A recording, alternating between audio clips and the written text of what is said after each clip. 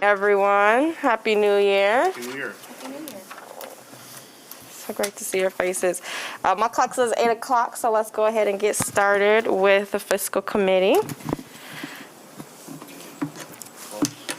What was that? Sorry, committee appointments. I am looking at my schedule. I'm like, that something sounds off. It's only 8 o'clock. That's okay. We're going to have a strong start to the year. All right, let's dive in. Our first item today is a resolution confirming Mayor Bliss's appointment of Ryan Foley to the Downtown Development Authority. Is there a motion? So moved. Support. All right, moved and supported. Any discussion?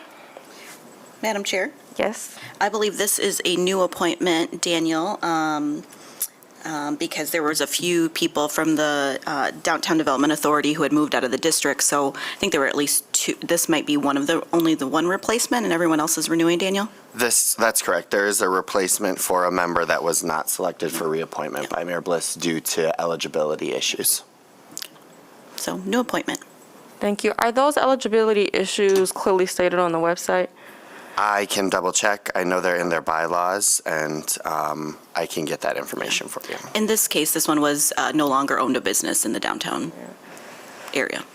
I was talking with someone around this body, and I looked on the website, and I did not see that clearly outlined. So Okay. I could be looking at a wrong page, or that might need to update just to help with the transparency piece on the front end.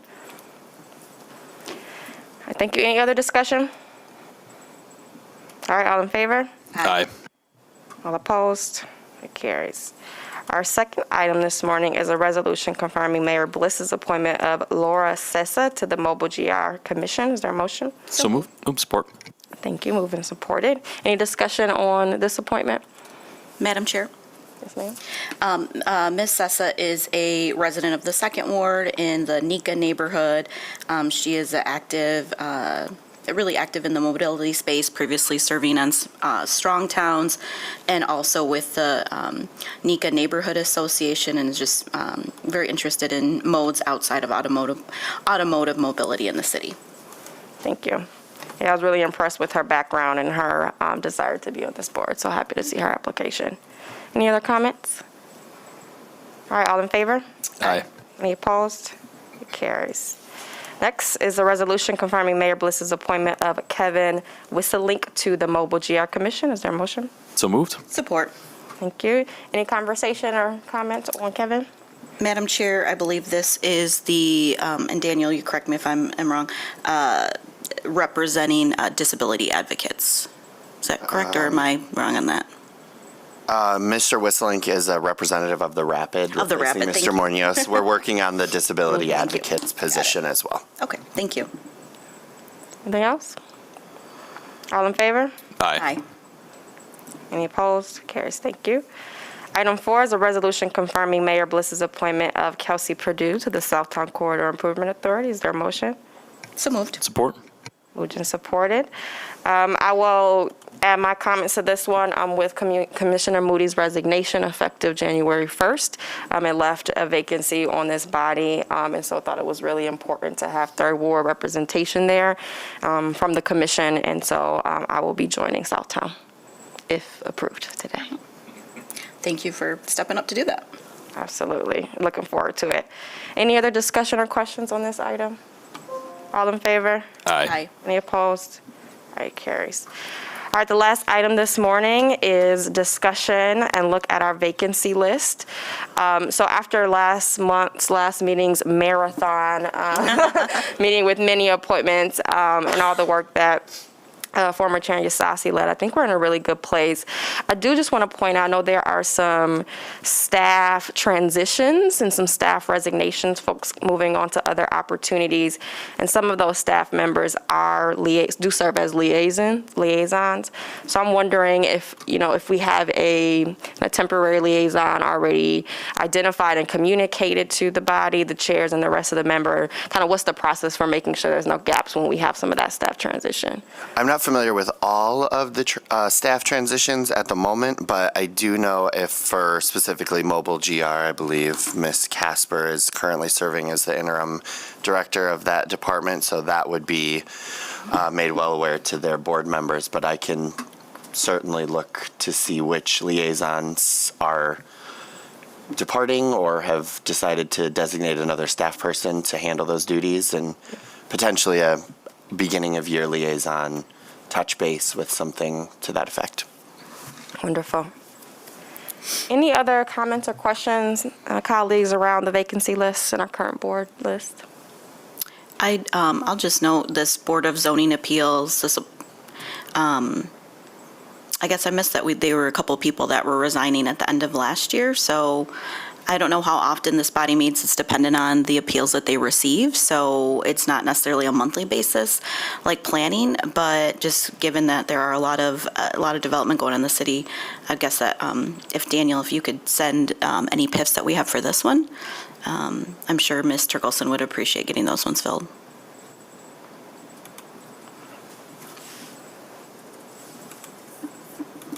Thanks for that. And then, Madam Chair, Yes, ma'am. could we go to the 7 PM agenda and confirm if we had any resignations? We do. We have one resignation from the Southtown Granville Ave Corridor Improvement Authority. Okay, yep. That will come Sorry. before us this afternoon, Subdivision, yep. and we'll have a vacancy in the first ward for that. Okay. Thank you. Well, thank you. Any other questions or comments? We don't need to go through these one by one, but I think we are in a good place, kind of looking at board minimums, board maximums. I think you bring up a good point, Commissioner Yasasi, around the appeals body. And so we'll get a follow-up from that, a follow-up on the liaison piece to make sure that's covered, just so we can feel confident that these boards and bodies are properly supported during the transition. Are there any other specific items you'd like to discuss today? All right. If not, we are adjourned. It's 8:06. Thank you. Thank you.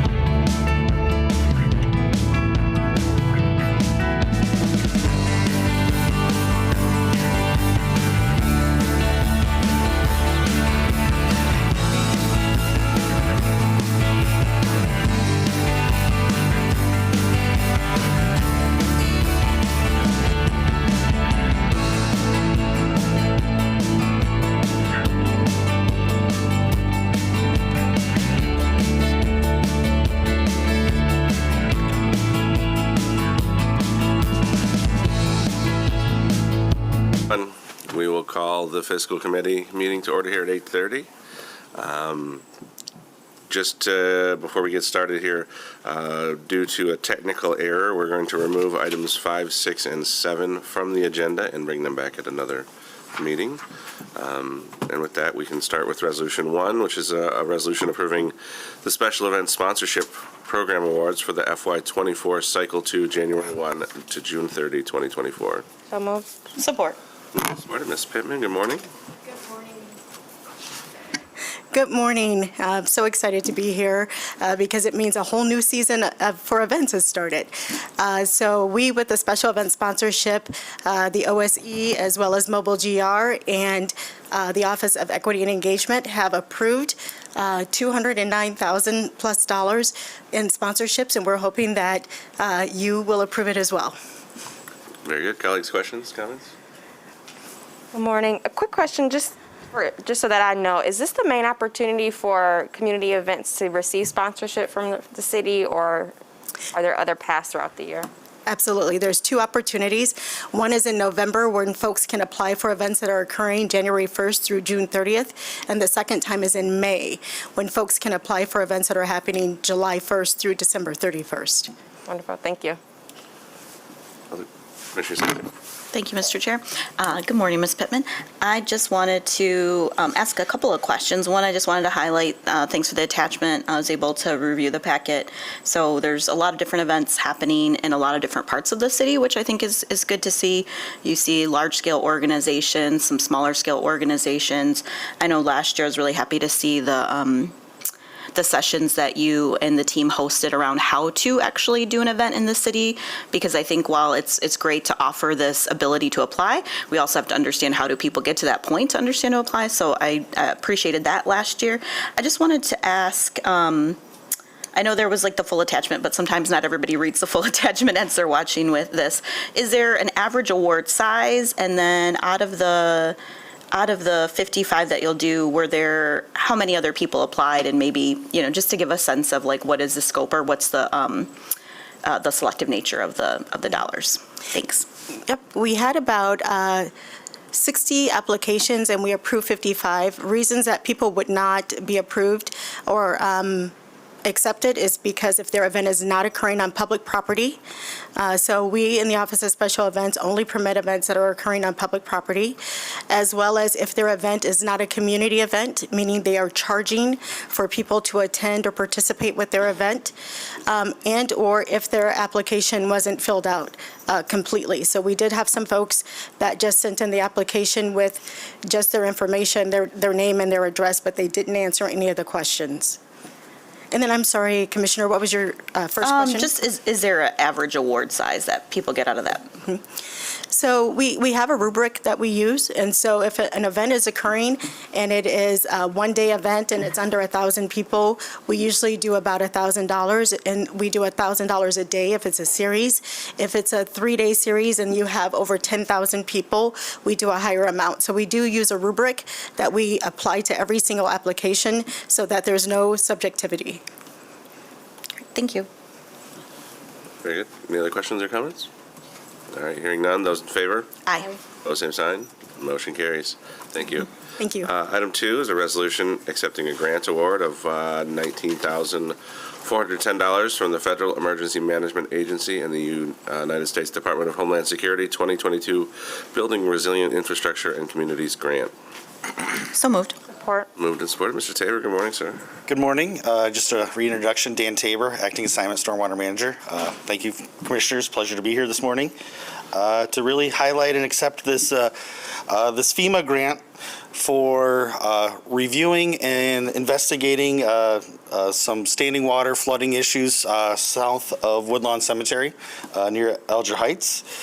There's been some ongoing drainage issues in the area, and through the Office of Emergency Management sought out some grant monies, which are highly available right now through the federal budgeting process. So we were given this award to do an initial design phase review of the infrastructure issues in the area, and This is a positive first step because it's a FEMA-awarded study process with a high likelihood of future monies going to actual construction and implementation. So this is a nice award, and I want to give compliments to Allison and our emergency management department for pursuing this and getting awarded this. She did a lot of the legwork here. ESD has the match, so here we are. But no, some good work here today. Very good. Colleagues, questions, comments? All right, hearing none. Those in favor? Aye. Those same sign. Motion carries. Thank you. Thank you. Item 3, resolution authorizing payments to the Kent County Drain Commissioner of the FY24 maintenance assessments for Knapp's Corner Drain in an amount not to exceed $400,000. Move. Support. Moved and supported. Yes, I'm sure, as you're aware, there's ongoing construction and capacity issues out at the Knapp's Corner Pond. This is really continuation of our pumping operations that have been ongoing to ensure that this pond doesn't flood and cause issues. Ongoing relations with the Kent County Drain Commissioner.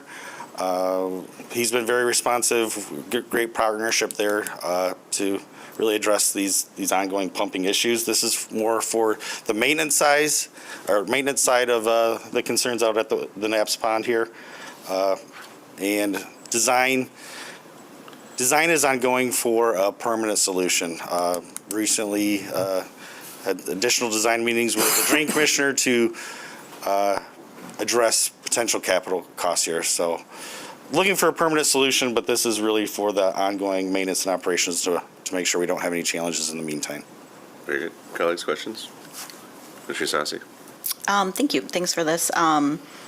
So you mentioned, obviously, seeing it on here, we have to prevent this, but we have been having these conversations long-term. We know everything, is costing more every project that we have in front of us. Yes. Do we have a timeline of what that looks like for that more permanent solution? Permanent solution. Over Christmas, the Drain Commissioner was able to acquire some land in the area. So we're doing some design revisions to make potential permanent solutions more cost-effective. With this additional land, we're looking at a bigger pond and a smaller pumps to reduce ongoing, to lower capital costs, honestly, and lower future maintenance costs. Ideally, the hope would be to have a design solution, honestly, by this summer, with construction starting fall of 24 into 25, I think would be the realistic timeframe there. Thank you. Any other questions? All right, hearing none. Those in favor? Aye. Those same sign. Motion carries. Thank you. Thank you. Item 4, resolution authorizing an agreement with Mesmerize in an amount not to exceed $30,000 to promote GR Payette on rapid buses for the city treasurer's office. So move. Support. Moved and supported. Mr. Treasurer, good morning. Good morning, Commissioners. This will be our second request to do this. We started this last year in January. It was a 90-day contract, and unfortunately, fortunately for us, there were no other advertisers that were putting the message on the buses. So our actual advertising ran the whole year. You'll still see a couple of them still running around the city. This is to renew that contract because what we've come to realize is that you can't stop getting your message out there because you have new people moving into the city, you have new people that are moving into homes, college students that are signing up for services, and they find it much easier to use our service. But also to keep that message in front of anyone who's driving in the city. I mean, we're talking about millions and millions of unique views throughout the year. And when we look at the results, this is not reflective of all the work that we've done, just a segment of it. But we've seen our electronic payments grow from $111 million last year to $125 million this year, as of the end of December. So even if you said that if only 10% of that was attributable to the bus campaign going around, that means another almost $1.4 to $1.5 million of money was collected electronically. It's well worth the $30,000. And this is actually money that I already have in my budget. I'm not asking for additional funds to be given to me or put into my budget. This is just an expenditure that I wish to do to continue this type of work. As you see, we're looking at refuse and parking tickets having over 90% of those payments are brought in electronically. That means the only thing we're doing is uploading a file in the morning. That's the only touching of that payment that we actually do.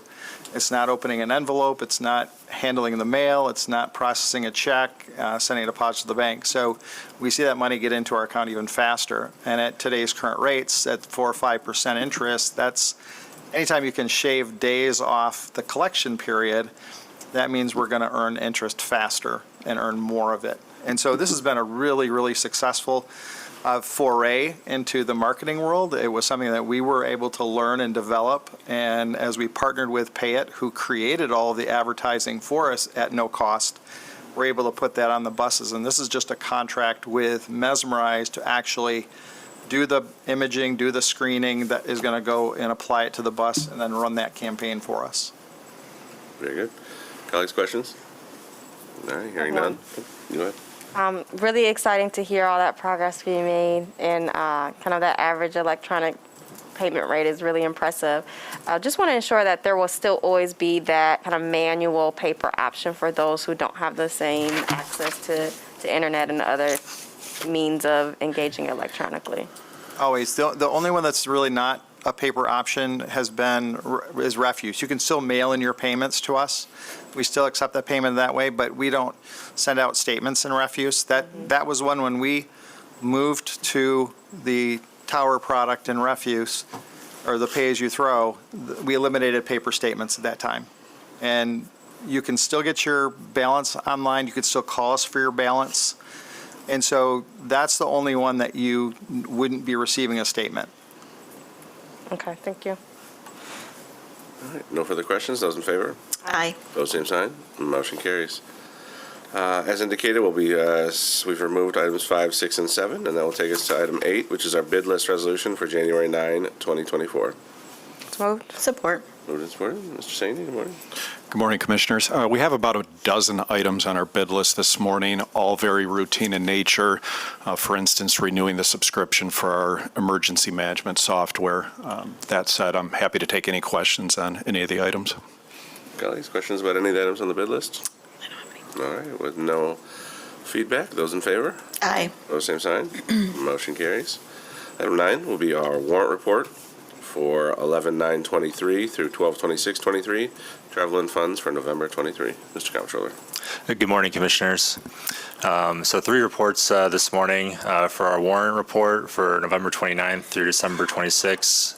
We released cash payments totaling $41.9 million, which includes $11.1 million for our employee payroll expense and just over $847,000 for income tax warrants.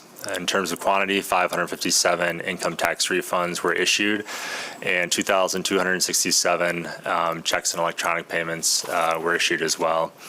The details of all those payments that exceeded the amount of $20,000 are included on the following pages.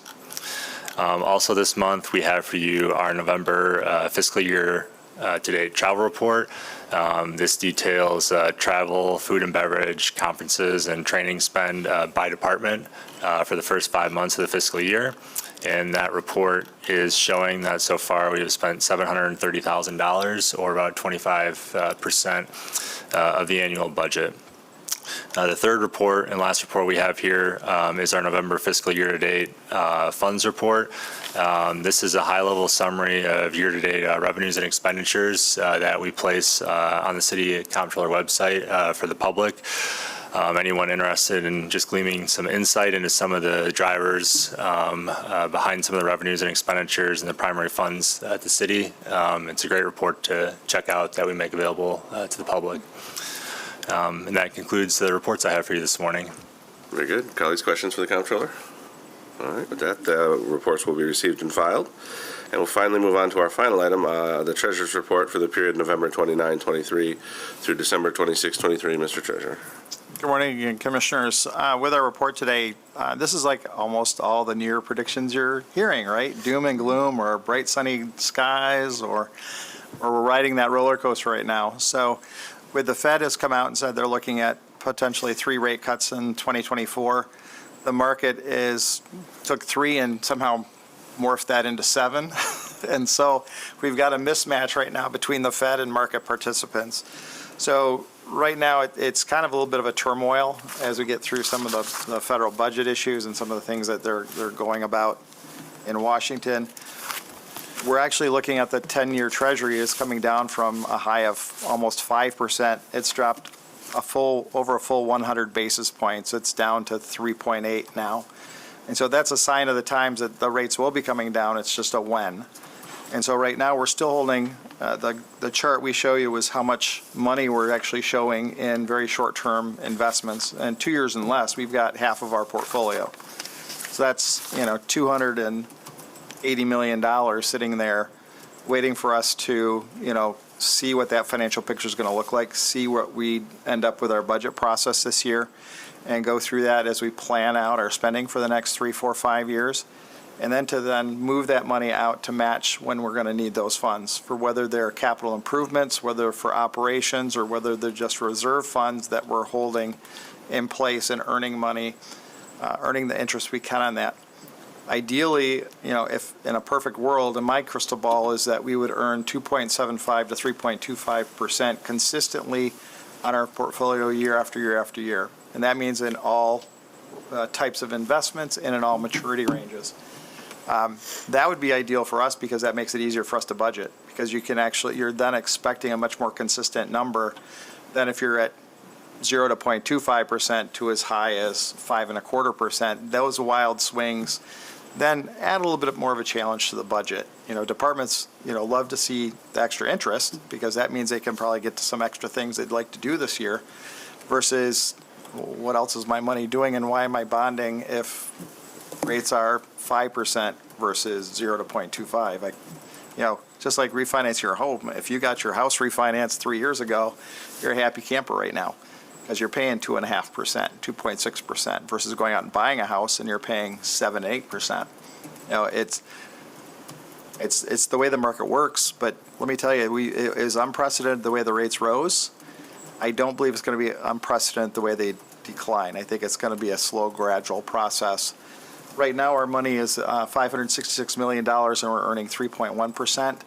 I just want to clue you in on one thing. That 3.1% is what we buy a coupon bond at. So if I'm purchasing something, it's got a 3% interest rate stated on it. That's not what the market priced in when we bought it. If I can put my money in the bank and earn 5%, then they're going to discount that investment to more match and come in line with what current rates are. So we're actually earning more than 4.5% on our investments. So our true earnings are actually higher. But this is by far, the 3.1% is the most consistent measure for us to tell the commission of where our portfolio sits. Because it takes into account everything we bought from 1.5% interest to 4 and 5% interest. It's merged to what we bought it at. Very good. Colleagues, comments, questions for the treasurer? All right, hearing none, those reports will be received and filed.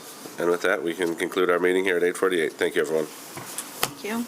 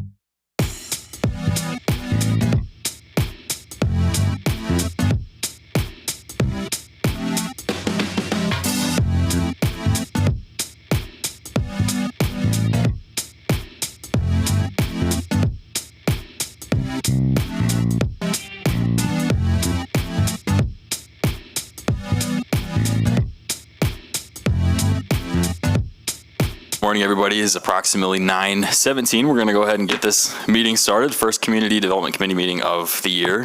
First and foremost, Happy New Year. Good to see everybody. Apologies to any Huskies fans in the house. I'm not going to mention names for the sake of their dignity. So we've just got 4 items today. We'll go ahead and get started. Our first resolution is a resolution approving a fireworks discharge permit to Grand Rapids Civic Theater for indoor special effects on January 13th through 21st and the 24th through 28th, 2024. Good morning. Good morning. Oh, thank you. Yes. Yeah, I got Moved and supported? Okay. Didn't want to interrupt. You got your mess cleaned up? Yeah, the Civic Theater is just burning cotton, so small effect, but I will definitely be doing a demo on it. Okay. Colleagues, any questions? I appreciate you all making this happen so Thank you. that art can move forward. Oh, yeah. Yes, thank you for that. I'll call the question to order. All those in favor say aye. Aye. Opposed, same sign. That carries. All right, resolution number 2, approving a firework discharge permit to Image SFX for indoor special effects at the Van Andel Arena in connection with the Disturbed with Falling in Reverse concert on January 22nd, 2024. Colleagues, can I get a motion? So move. Support. All right. Yeah, once again, it's Disturbed. Their effects seem numerous. I'm going to get some clarification and might end up with a fire watch at it also, but I will make sure it's safe. Okay. Thank you. Colleagues, any questions? Yeah, no questions other than I too had heard that there's a lot of them for the show, which is great, but that we probably do need to make sure that we have appropriate presence. Oh, yeah, it looks like they're lighting a piano on fire, so You say piano? it's an effect. It's not the piano. Okay. I'll call the question to order. All those in favor? Aye. Those opposed? That Thank you. carries. Thank you. All right, next we've got resolution number 3, which is a resolution approving an increase in design services of $470,000 for improvements to Martin Luther King Park Lodge for a total not to exceed $1,130,500. Can I get a motion? So move. Support. All right. Good morning. Good morning, Mayor and Commissioners. I feel like I need Ted up here for a fireworks discharge on this project. This is a big one, and this increase is to cover the expanded scope that we have discussed with you multiple times. Added gym space is the biggest of those scope items. And so, of course, there are additional design fees with the architectural firm and some of their subcontractors with the mechanical and electrical components that go into this facility. So that is the scope of this, and we are still on track for a groundbreaking this coming season. Awesome. Any questions? No, I don't necessarily have any questions. I obviously am eager to see this move forward. I guess I'm just curious, is that the increase, the amount of the increase, is that pretty consistent with other designs based on the size of this project overall? Based on what I've seen, yes, it is, and I would lean into our city engineer, Tim Berkman, for any added clarity he may have on that as well. Yeah, I think we've certainly reviewed the scope and given the nature of the services involved, and, there's generally percentages that we look to and evaluate against, construction value, and it's consistent with those. Is it? Okay. Yeah. Okay. All right. Thanks. Great. Thank you both. I know Commissioner Moody is very excited about this one as well. So all those in favor? Aye. Aye. Those opposed? It carries. And resolution number 4, resolution approving a grant application to the Michigan Department of Transportation Alternatives Program in connection with Fulton Street sidewalk improvements. Can I get a motion? So move. Support. All right. Mr. Berger? Yes, good morning, Mayor and Commissioners. So we're seeking your approval to go ahead and submit a grant application through MDOT's Transportation Alternatives Program, this time to install sidewalks along the north side of Fulton, in between Plymouth Avenue and Worcester Avenue. That's a stretch of about a half mile where we'll be installing 6-foot wide concrete sidewalks, new ADA ramps, retaining wall, rain gardens, and landscaping. This project will close a gap between some residential neighborhoods out that way, including a new affordable senior housing housing development that's along that stretch, connecting into the city's greater sidewalk network, regional public transportation opportunities, and educational and cultural activities at Aquinas College. So the total estimated project cost is just over $790,000. Our request through the TAP program is anticipated to be $473,895. We would cover the balance as a local match through the Vital Streets program funding. If successful with our requests, we anticipate construction of this project to happen in 2025. With that, I'd answer any questions you may have. I just have a curiosity. I guess, how competitive do these grants tend to be? They are highly competitive. I mean, it goes through the Grand Valley Metropolitan Council in terms of the solicitation and scoring and ranking, but the city has been consistently successful at generally getting about one a year. Okay. And so we're hopeful with our chances on this as well. Great. Any other questions, colleagues? I just have a question. I noticed, it looks like they're already doing prep work for it, aren't they? Or is that related to some kind of utility work? Well, and I wonder, is that in the area of I don't know what the status of the senior housing project is. Are they working on that already? Yeah, at the Dominican Center, they are. But I noticed on Fulton and Plymouth, they're already they're cutting down some trees and they're doing some work. That could be utility related. It's not this project, Okay. I can say for sure. Yeah. Okay. Is there a plan B if the grant doesn't come through? What they're looking at and where else to get the remaining funds? Yeah, so the Vital Streets program was set up to specifically focus on maintenance of the existing sidewalk network. So we have a very small amount of funding each year that we utilize for extensions, about $250,000. And so we try to leverage that as much as possible with grant opportunities such as these to be able to stretch those dollars further. But we made the commitment at the onset of the program that we would first fix the existing infrastructure that we have, and we're not quite half the way through the existing sidewalk network, which is over 900 miles in length. So there's, an opportunity to maybe extend it with just solely local dollars, but that would, of course, take longer. So we highly leverage the TAP opportunities when we can. Thanks. Great, thank you. All right, I'll call a question to order. All those in favor say aye. Aye. Those opposed, it carries. It is approximately 9:25, and this meeting is adjourned. Just a reminder, we're starting at 9.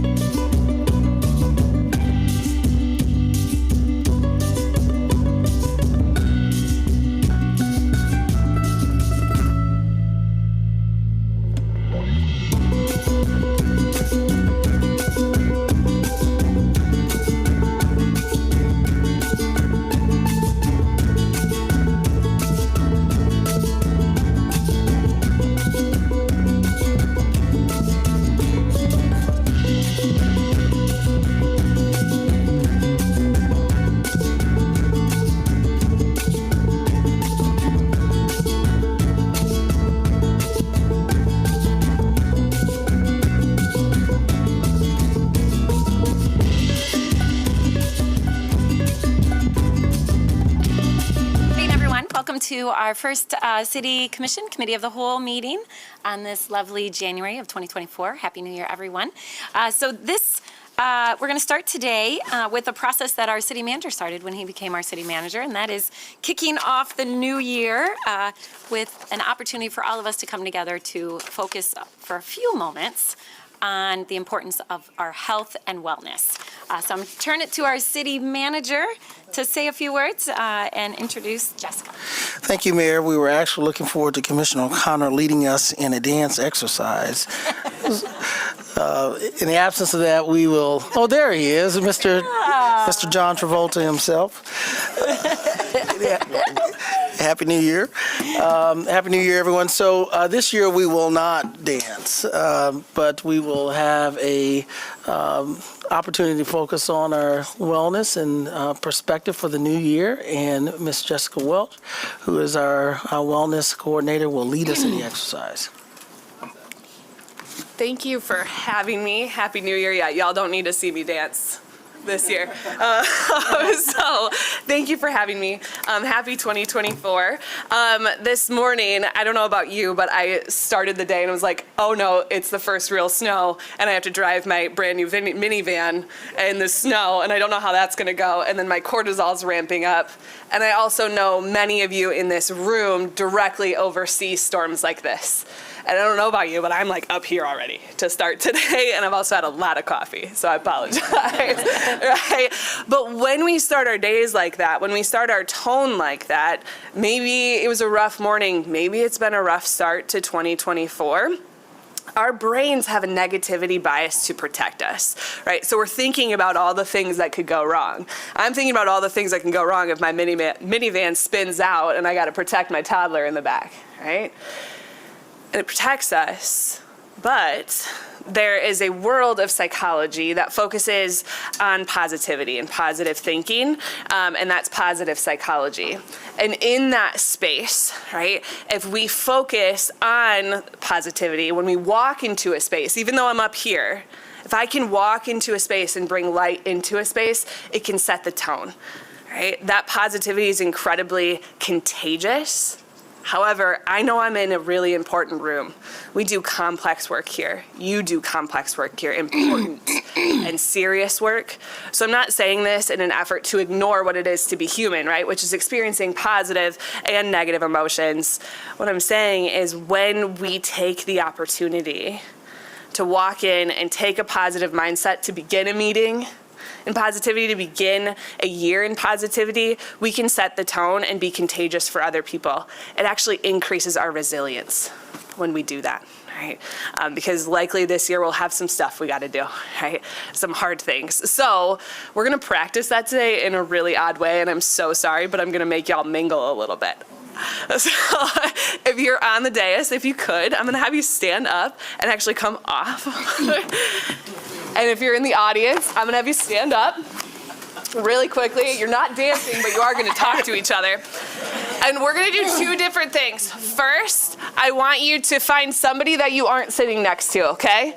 I want you to find somebody that you aren't sitting next to and go up to them and say something. I know this is going to sound weird, but we're all going to do it. Something positive about yourself. What's a strength you have? And if you're like, I can't think of something positive about myself, say you like your shirt, all right? So you got 30 seconds. Mingle around. Mingle around.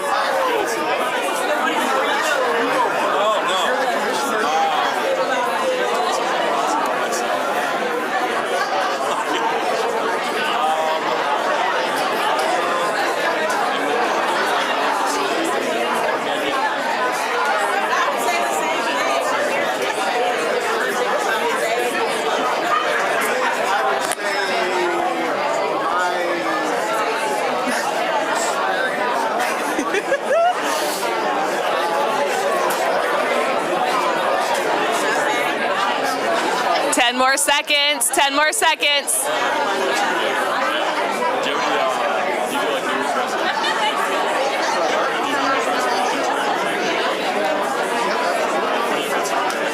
All right.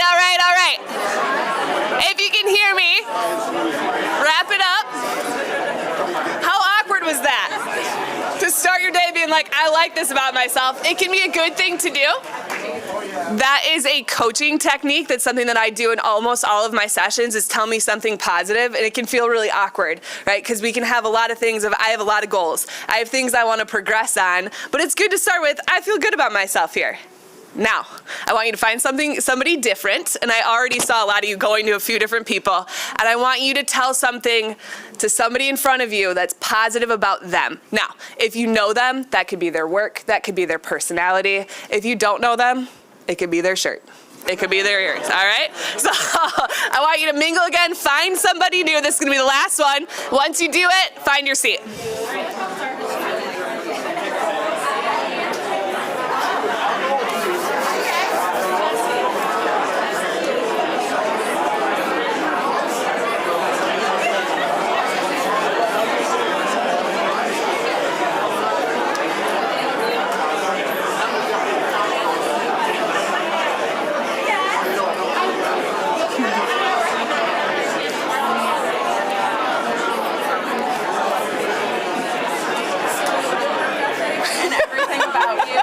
Absolutely wonderful.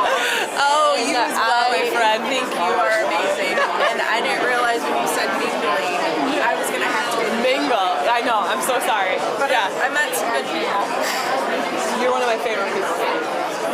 You are. You are. All right, 10 more seconds. Wrap it up. Wrap it up.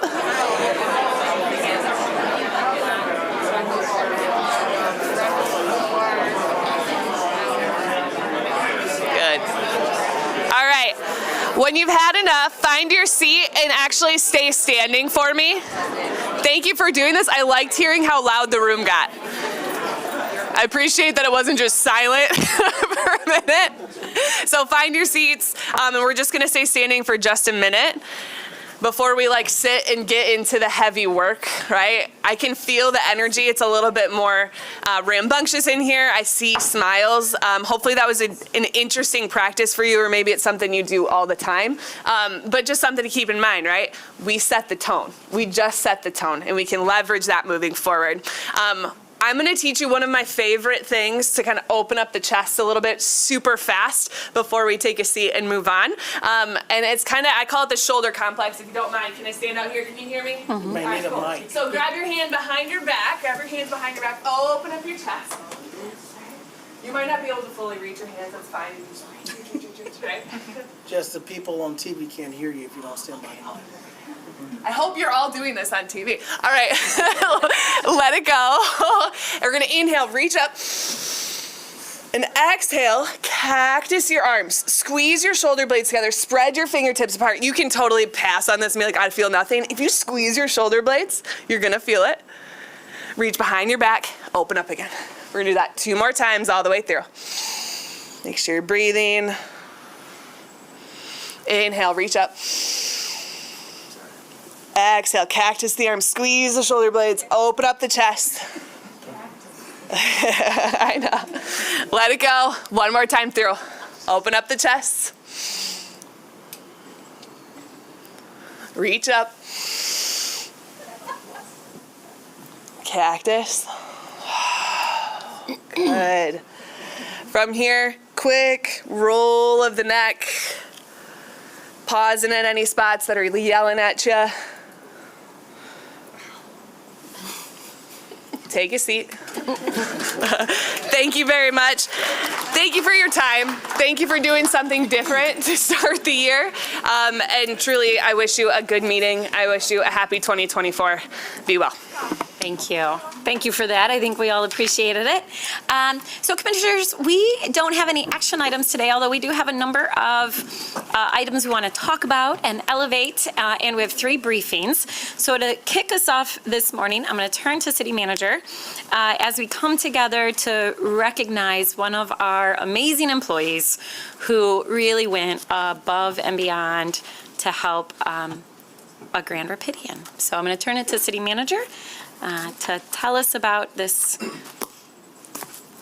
act of goodwill and public service. Thank you, Mayor and Commissioners, and thank you for those who are here today.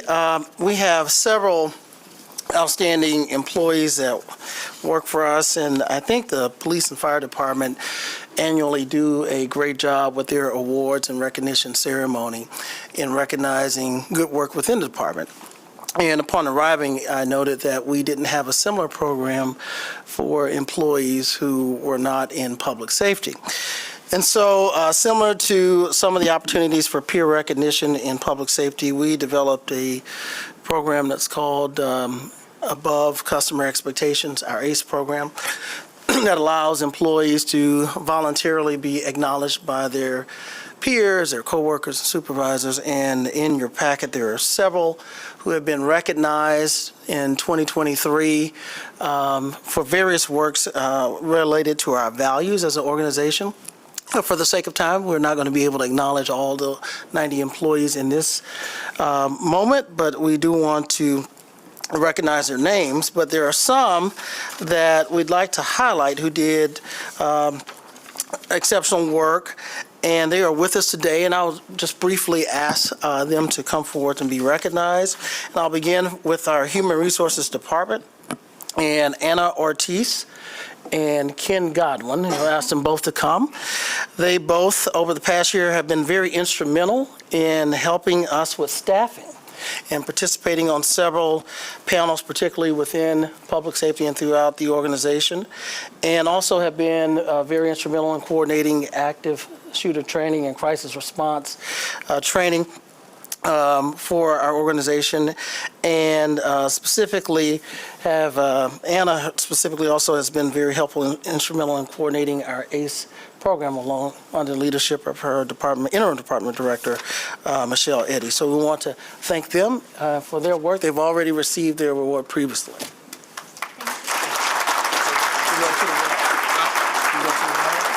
you want to take a picture? Oh, just small. Okay. Split side. You want one at a time? Yeah. No. Put them in the middle. Okay. All right, then you go there. Then we'll take one with the city commission afterwards. Oh, sweet. We'll take one with all the employees in city commission afterwards. Okay, Mayor, would you join me down here? I'm sorry. Would you please come and join me?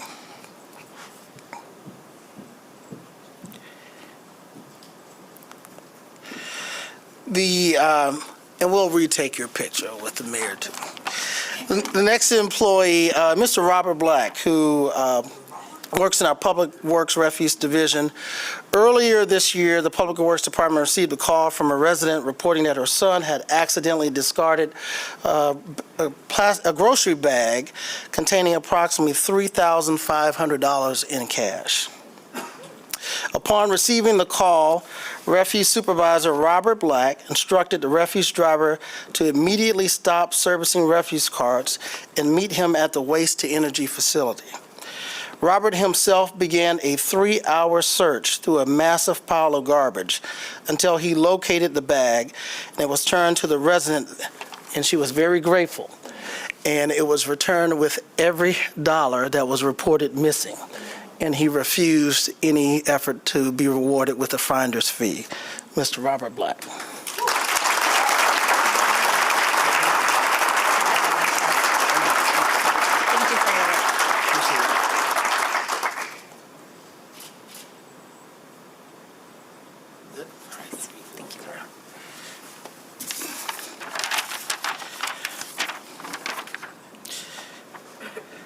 Mr. Travis Van Lun from the Planning, Development, and Design Department. During a recent server outage, our permitting software was not able to accept new inspection requests. Although very labor-intensive, we began implementing a backup process that would take us out of our permit system, but would keep our services moving forward. Travis was aware of the issue. He stepped up. He found a simple solution that kept us using the permit system through the mobile app and kept us from having to implement duplicate calendaring systems and disrupting the customer experience. Mr. Travis Van Lun.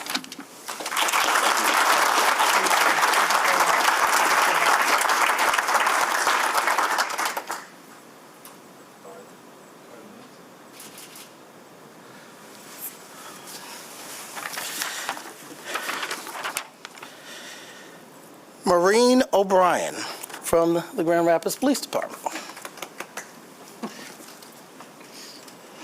Lieutenant O'Brien led efforts to modernize standards of qualifications to ensure fair standards, hiring standards for historically underrepresented populations in our profession, in the police profession. Additionally, she ensured the new website for the police department and recruiting materials were designed to encourage community members of all backgrounds to apply to become police officers. Additionally, Lieutenant Bryan implemented the use of software to improve communication with the younger generation of applicants who rely heavily on social media in their job searches. Lieutenant Maureen O'Brien.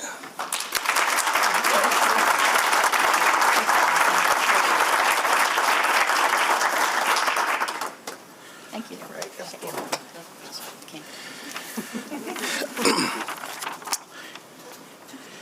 Hillary Karen and the Water Department camp team, and I'm sure there are other members of the Water Department here. Are there? Okay. Yeah. But Hillary really led the charge and worked tirelessly to organize the 23 Water Career Camp, which has grown to include many public work functions. City employees work together to design innovative hands-on activities and allow participants to explore concepts and careers directly and indirectly to water quality. Campers were able to interact with materials, simulate curiosity, and experiment with trying new things to highlight the importance of water careers and a sustainable future. Hillary Karen.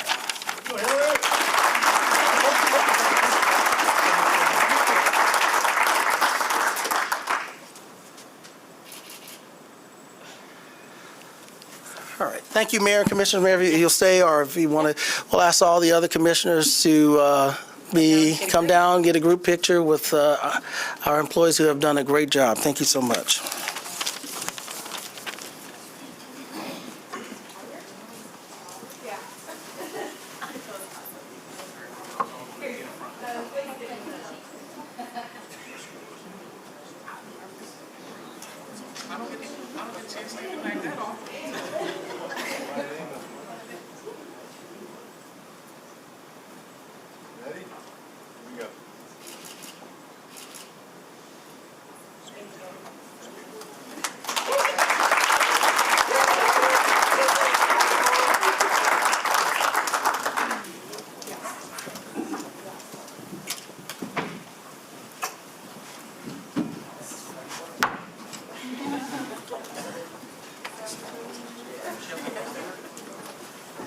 All right, thank you, City Manager, for that, and thank you again to all of our city employees who regularly and consistently go above and beyond to serve folks in our community.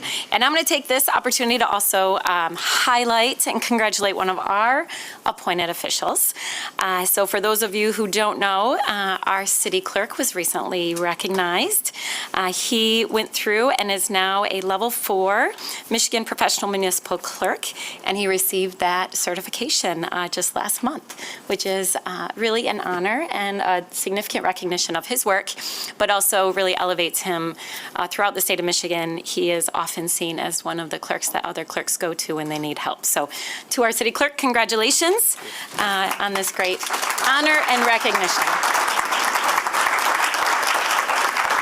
We always knew our elections were in good hands, but now we know for sure that you're certified and able to ensure a wonderful election year ahead. All right, so with that, Commissioners, we will move to our briefings. But before we do that, we do have executive sessions today. We have a number of items to talk about. We have 3 pending litigation cases to talk about, and then 1 legal opinion to review. So Commissioners, can I get a motion to go into executive session? Moved. Support? All right, moved and supported. And City Attorney, are we going to 601? Library. So we'll go down to the City Attorney's library. So with that, I'll do a voice vote. I'll start down here with Commissioner Knight. Yes. Commissioner O'Connor. Yes. Commissioner Isasi. Yes. Commissioner Robbins. Yes. And Commissioner Purdue. Yes. And I am yes. So Commissioners, right after Kyle, please make your way down to the Attorney's office. Okay, now with that, I will turn to our City Manager to do the briefings that we have before us today. We have 3 of them. Did you want to speak to the first one, or you want me to just call up our comptroller? We can Have our comptroller come and introduce it. All right. Comptroller, Mr. Max France, come on up. We have a presentation about the annual comprehensive report. All right, good morning, Mayor and City Commissioners. Great to be here with you this morning. We have two parts to our briefing today for you. The first part, we have a representative from the city's auditor, Plant Moran. They will come up and provide a report out to you on the fiscal year 2023 annual audit. And then after that, I will be taking us through some of the highlights of the city's annual comprehensive financial report using our residents' guide to city finances. So with that, I'd like to introduce and invite up Marie Stiegel from Plant Moran. Great. Hi, welcome. Good to see you. Good morning, Commissioners. Happy New Year. Just wanted to start by thanking the city for the opportunity to continue to serve as the external auditors. It's a pleasure.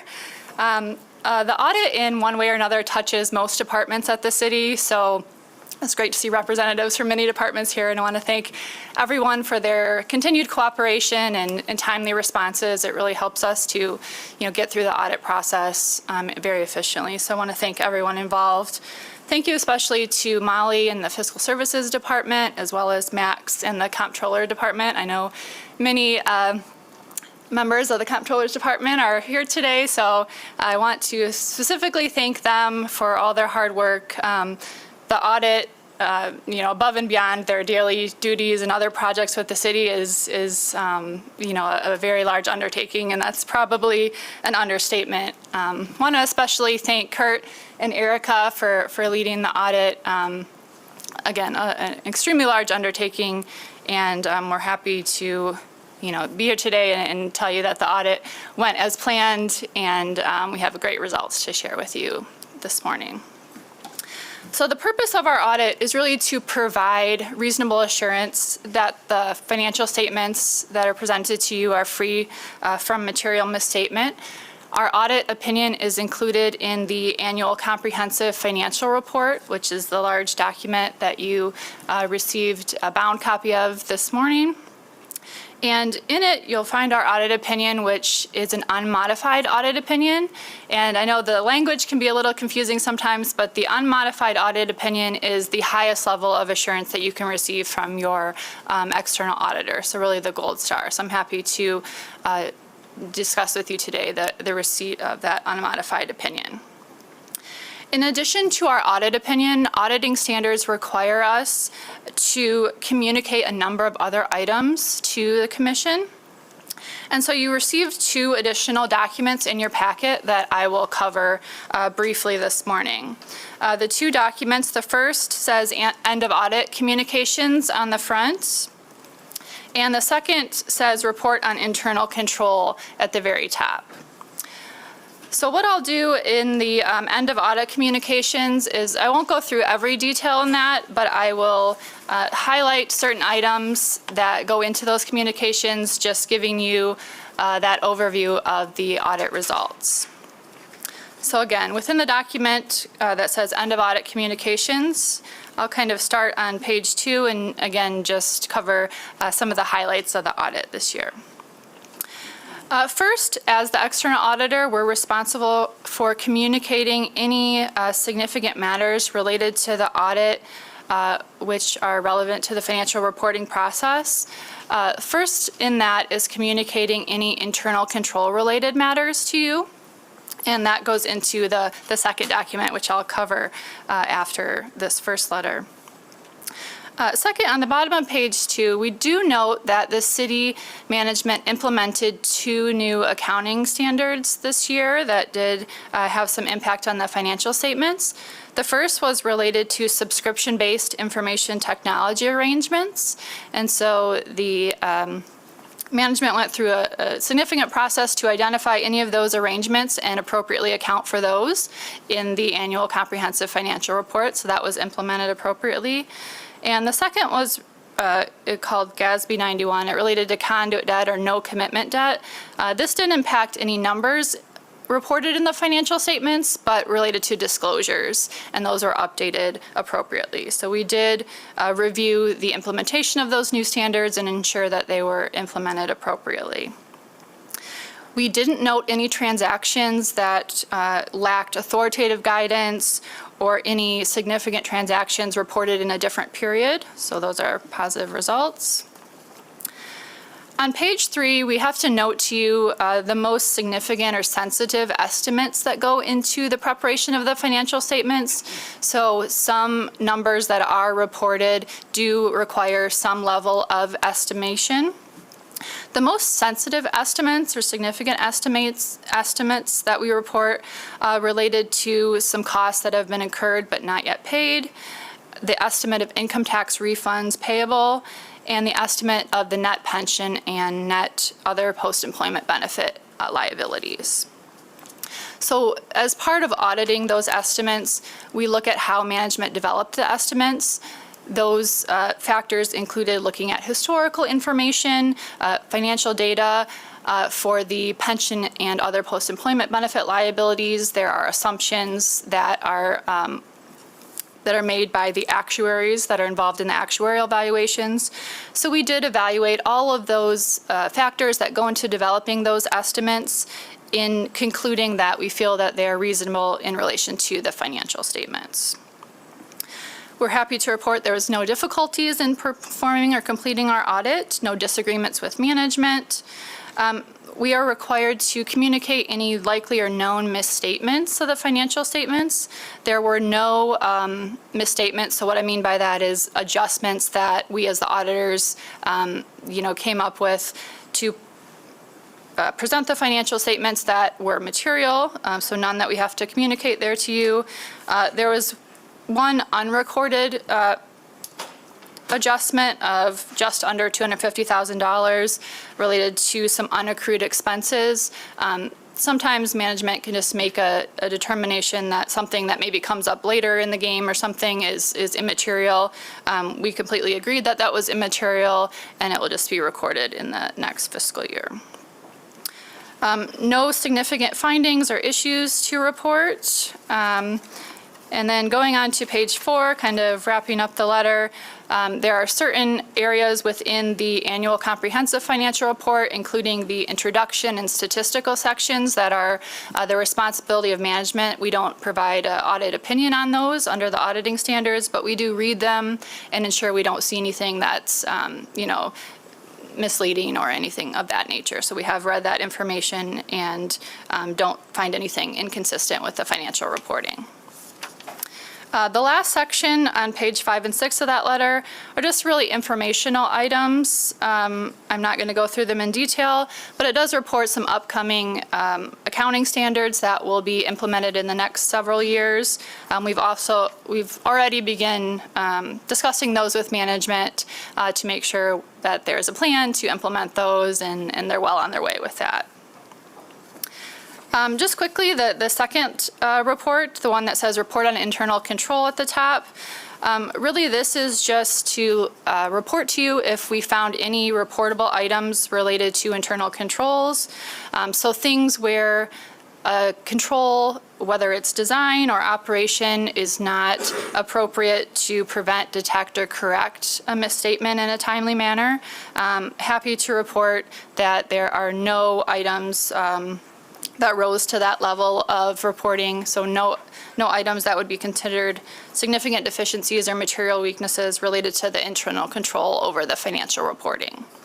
So overall, again, great results, unmodified audit opinion, which is the highest level we can present, and happy to take any questions, but again, just very thankful for the opportunity to continue to serve the city. Thank you. Commissioners, any questions? All right. Thank you so much. Thank you. Back over to our comptroller.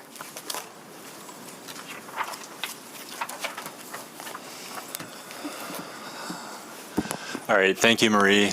All right, we can get in now to an overview of our annual comprehensive financial report. As you know, everyone has a copy of this report, and this is now available to the public and on the city's website. It's a great resource for a thorough accounting of all revenues and expenditures, but at over 190 pages, it becomes sometimes difficult to facilitate a conversation and highlights of city finances, and that's where this presentation comes in handy. So a quick intro and acknowledgement here. Certainly, I share Marie's thoughts on thanking all city departments and staff that contribute to a successful audit for the city of Grand Rapids each year. And in addition, to producing this guide for us, our city comptroller team here manages a lot for the city, and I really appreciate their efforts and contributions to this work, and we couldn't do it without them. So we have a table of contents here of all the information contained in this presentation. But where I want to start is the one-page high-level summary of city finances. So if someone was really short on time and I could only give them one page in this presentation, this is what I would give them. This is kind of the ultimate snapshot on our financial position. So looking first, we have a summary of city revenues for the fiscal year 2023, $474 million. The primary drivers, contributors to city revenue are charges for service like water, sewer, and parking, and property and income taxes. Revenues were higher than the prior year. On the expenditure side, $423 million. We know some of the increased costs related to personnel and wage growth over the year is a common driver of expense in any organization, but there's also some increased expense associated with pension costs, which I'm going to cover a little bit more on another slide.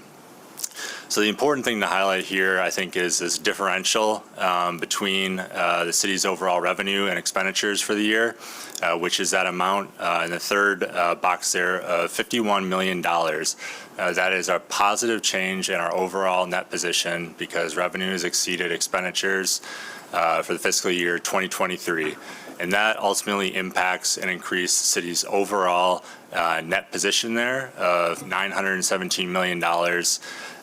That's a really important figure. That represents the total difference between the city's overall assets, total assets, and its liabilities. Looking down at the bottom row, we get a little more specific with the city's general fund. So this is a fund that accounts for a lot of government operations and public safety, for example. And we highlight here the unassigned balance of $66.8 million. That is the amount of funds that are not already committed or assigned to another purpose and are available to spend. In addition to that $66.8 million, the city also has $17.8 million reserved in budget stabilization, or what we commonly call as the rainy day fund. So between those two, you have approximately $85 million. Looking at the outstanding debt, as of fiscal year end of 2023, the city had outstanding debt of $466 million. We did not issue new debt during the fiscal year 2023, and we paid down some existing debt, so that number has decreased year over year and currently stands at $466 million. Looking at credit rating, Standard & Poor's has given the city a AA credit rating. This is not the highest credit rating that can be achieved, but it is still a very strong one. And then lastly, we have a summary on just overall pension and benefit funding and the overall liability there. We're going to get a little more detail in that on another slide, but that currently stands at about 73% across all the plans. So that's kind of the high-level summary of all these topics, and then each slide we kind of dive one layer deeper and provide some more information on these topics. So on the revenue side, we really try to break down and show the public where the primary sources of the city's revenue are generated from. And over 90% can be attributed to property taxes, income taxes, and our charges for services. So we break that out in a visual for the public to see. On the expenditure side, over 80% can be accounted for in public safety, public works, water supply, sewage disposal, and our general government expenses, which include departments like mine and others that are here in City Hall. That's really 80% of the government's expenditures. One thing I want to specifically point out on this slide is public safety. This figure is showing 35.9% higher versus prior year, and that is due to having to account for non-cash pension-related expenses. And I call that out because that is not kind of a day-to-day operational increase in spend. Government accounting standards require us to account for pension expenses when we produce this report. And so there is a large expense amount associated with pension costs impacting that number. If we were to remove the impact of that pension, public safety expenditures are likely closer to between 5 and 6% higher versus prior year. On the next slide, vendor detail. This is really going kind of one level deeper into that expenditure slide and providing some more kind of in-depth information on the other units of government, organization, and businesses that receive city funds for a variety of projects. So this slide contains just under about 40 vendors, I believe, most of which receive over $1 million from the city of Grand Rapids each year, and just puts a name with some of the expenditures and the organizations that we're working with during the year. The next slide covers tax abatements and provides a summary of all the programs that the city offers during the fiscal year of 2023. Just over $4 million in tax abatements were provided. The vast majority of that can be accounted for in the top two rows there. The brownfields, and then the payment in lieu of taxes for affordable housing projects. Next, looking a little bit deeper at the city's net position. Again, on the first slide, we talked about that being the overall difference largely between the city's total assets and total liabilities. And what this chart here shows us is the change from one fiscal year ago to this current fiscal year end of 2023. So you can see we went from $866 million to $917 million. And you can see how that happens in between with our revenues exceeding our expenses. And that just kind of visualizes that year over year change, which is a positive trend. That is generally a good thing to see. If we saw this trending in an opposite direction over time, there would be more reason for concern. So it's good to see that the city's net position has been increasing. And while I will say, that we provide a high-level summary here, there is really an extraordinary amount of helpful detail contained in the more expansive annual comprehensive financial report. There's a full breakdown of, all of those, $1.8 billion in city assets and $1 billion in liabilities. So that detail is there for the public to see. On the next slide, we go a little bit into the general fund. And so overall, the city's general fund had a balance of $108 million at the close of fiscal year 2023. Again, we tend to focus on that unassigned balance there we saw on the first page at $66 million because it is not constrained or committed to other projects. At this time, you can see that other just under $18 million for budget stabilization.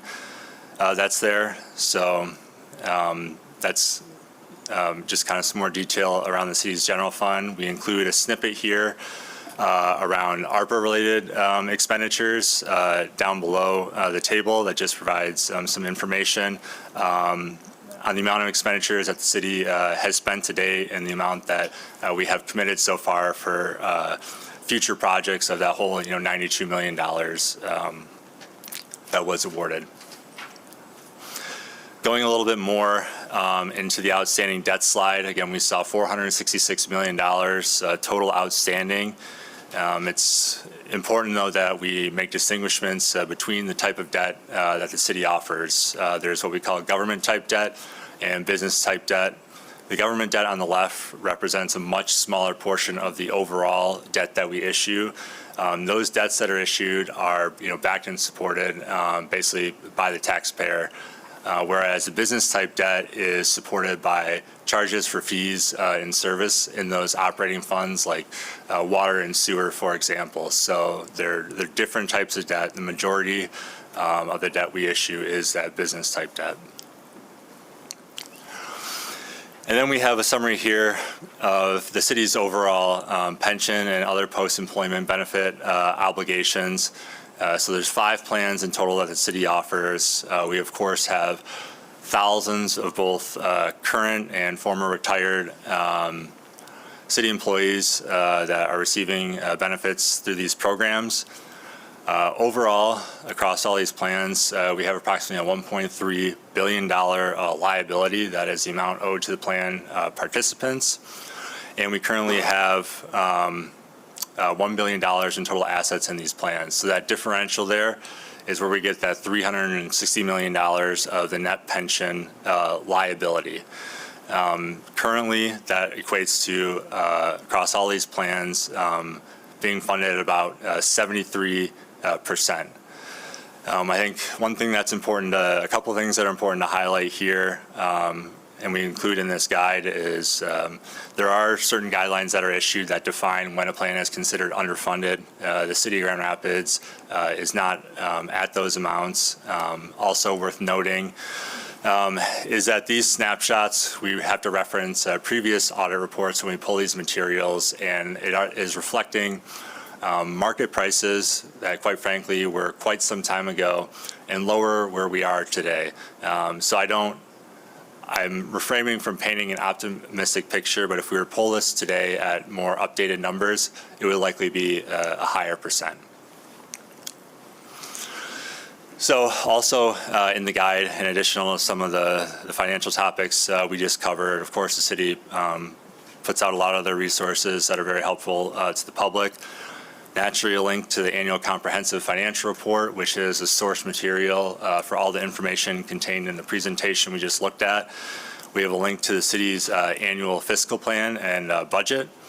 And then also, because there remains a strong interest in the public, in public safety, we provide links for the public to get more information on both the Office of Oversight and Public Accountability, OPA, and also the Grand Rapids Police Department that produces annual reports. The rest of the contents is just kind of more general information on how the public can stay updated on current events in City of Grand Rapids, where to follow the city on social media, and information on our city commission and city official structure. And always in the appendix of this presentation, we just provide a breakdown of the vast majority of the other funds that you don't see highlighted in this report, but a description of how we use them and what kind of revenues and expenditures we're accounting for, and just some information on the fiscal year 2023 revenue and expenses for those funds as well. So that concludes our residence guide for this year.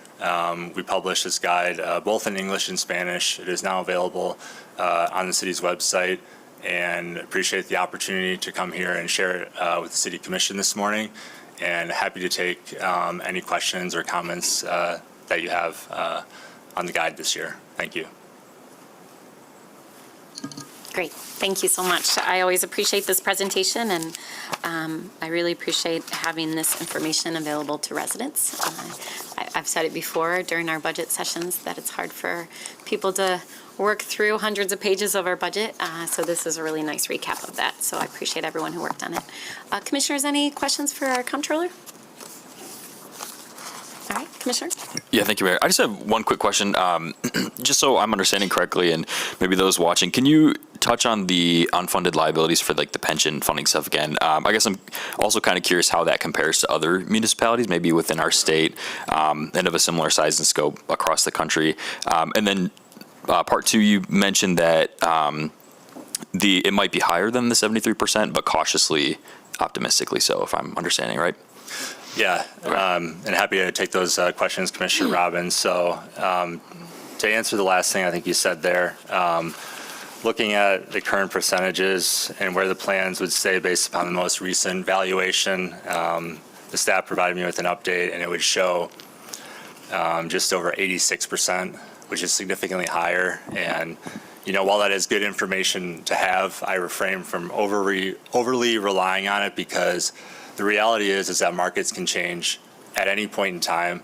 And while, we show, what a favorable figure could be today, it could very likely be directionally somewhere else, 3 to 6 months from now.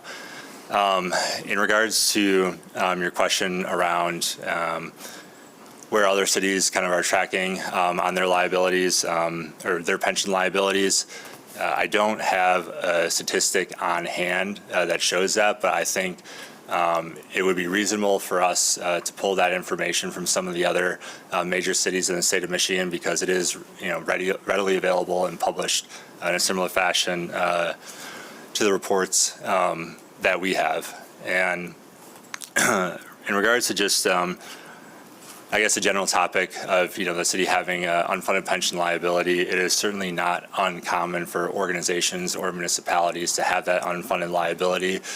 That is a long-term liability. That is not something that we are confronted with having to pay for tomorrow.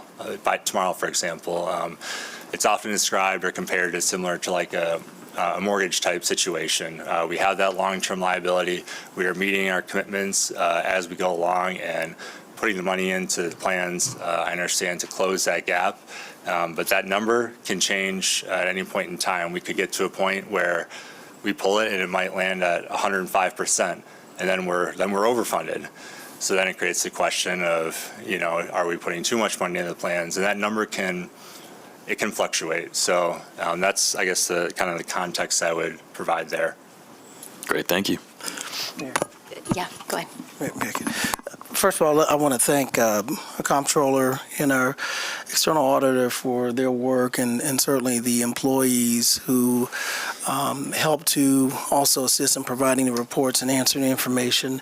But our pension plan comparatively is very healthy compared to other plans, both on the OPEB for the post-employment retirement as well as the regular pension plan.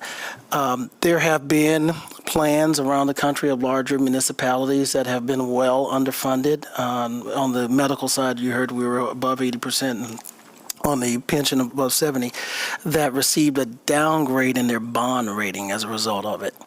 So we were, as we talked previously about strategy, we were trying to increase our bond rating from AA to AA plus or AAA. And we are on the verge of doing that. Our pension plan will not be the reason that that will not happen. What I have heard from bond counsel is we're right on the verge of receiving an upgrade because our debt ratio and our general government liability is so low.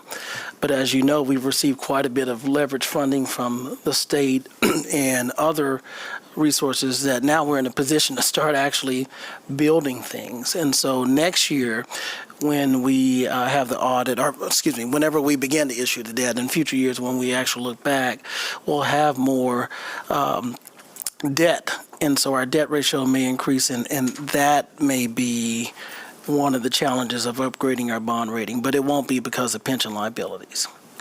Yeah, I was just going to say, I remember discussing last year, I think I asked the same question of what would it take to get to the AAA rating, so I'm happy to hear that that's in the works, or we're moving slowly in that direction, so thank you. I'll add just a couple things. So there are cities that are fully funded. One of our neighbors right here in Kent County, Kentwood, is fully funded. Mayor Kepley talks about how proud he is that they were able to do that. I think 6 years ago, they were right around 78% funded, so they've done a lot of work to get to fully funded, and there are other cities that are fully funded, as well as counties. I know Kent County is in good shape as well. I think it's good to look back at history and how volatile our pension funds can be. When I was first elected, we were about 110% funded, and with the Great Recession, we lost literally hundreds of millions of dollars in the course of 12 months. And so I think keeping our eye on the ball when it comes to our OPEB and our pension funds and trying to get to that 100% funded is and should be a priority for this city and this community. But I'm glad it's not impacting our bond rating as much as it used to, and that there's other ways to get to AAA. But we should regularly be looking at our unfunded liabilities, in my opinion. Yeah. Comptroller, you're more of an expert in this space than me, but that's my perspective. Yes, thank you for the remarks, Mayor and City Manager. And I think just one thing that it is, of course, important to keep an eye on. But one thing I would mention for Commissioner Robbins too is that the state of Michigan defines underfunded pension plan as below 60%. So we've, for many years, been significantly above that. Yeah. All right. Other questions or comments? All right. Thank you so much. We'll close that up and move to our next update, and this is from our esteemed city clerk.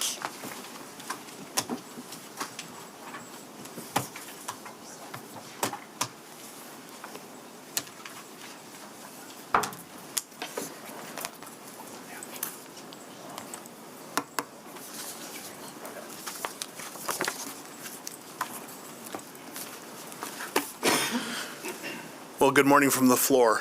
So glad to be with you today.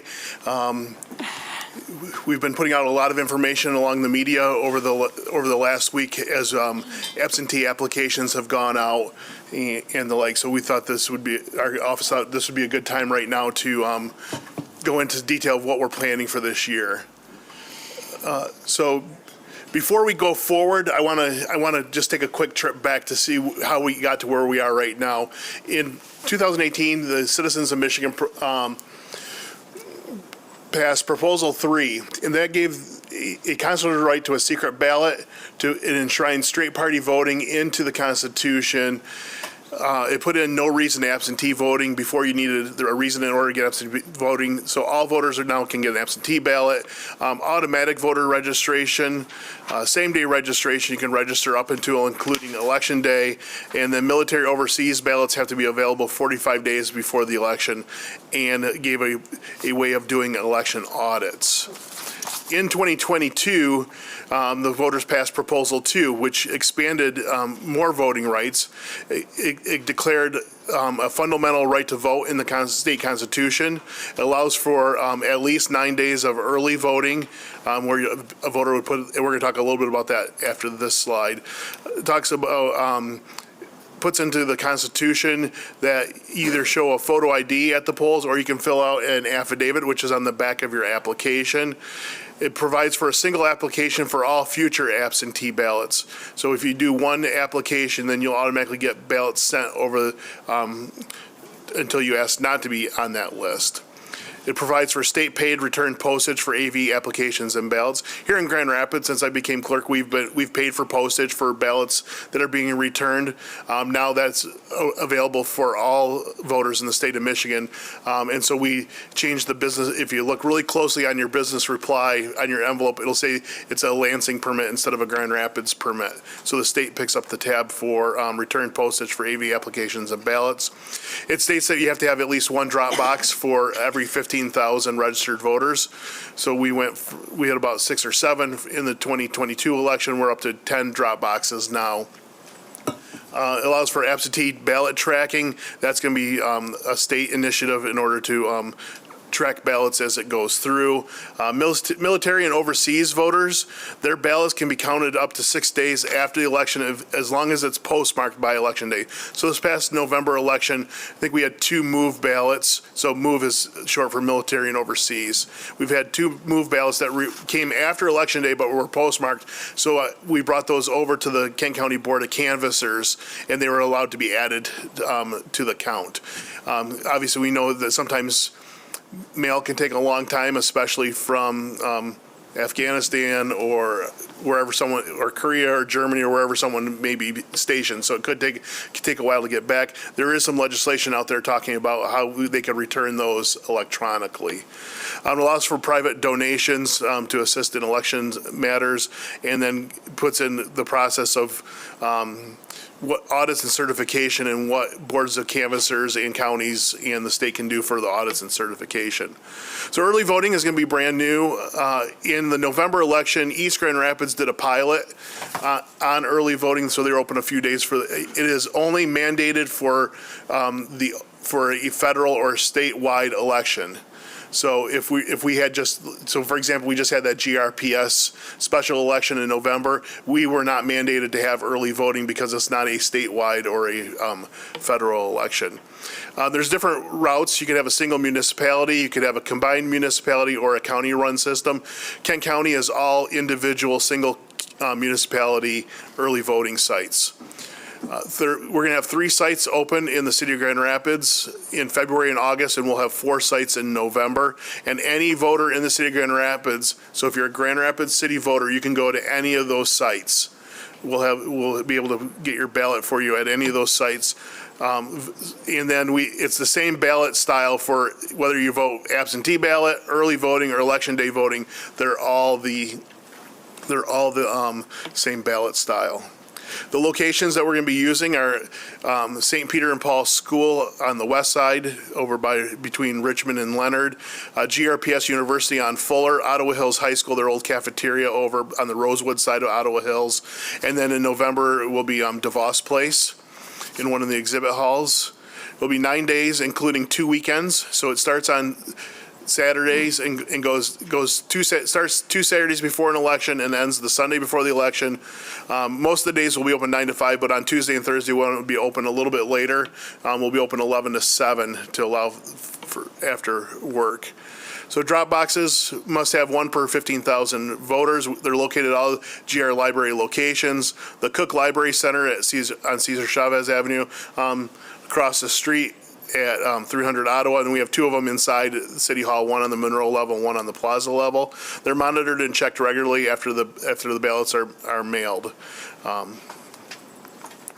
So this election coming up is the February 27 presidential primary election. It's a little bit different than how other primaries are run. A voter must choose either a Democratic or a Republican ballot. So the ballot will either have the Democratic candidates on it, or you have another ballot that just has the Republicans on it. And then Kentwood Schools has a sinking fund millage, so those who live in Kentwood School District can select a Kentwood School only ballot because being this is a partisan type election, there's a lot of people who do not want to participate in a partisan election. They have the option to vote for that school. So in Kentwood Schools, the Republican and Democratic ballots will have that school millage on it as well, or you can just have that separate one. Absentee ballots will be available next week. Early voting begins Saturday, February 17, ends February 25. The last day to register vote by any method other than the clerk's office is February 12. So any other method is online, at the Secretary of State's office, a mail-in application.